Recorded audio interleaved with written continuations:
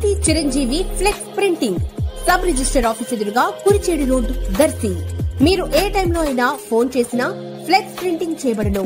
మా ప్రత్యేకతలు political banners, marriage banners, shop board plates, card posters, visiting cards, function cards, mug printing తక్కువ ధరలలో high క్వాలిటీతో సకాలంలో చేసి ఇవ్వబడును.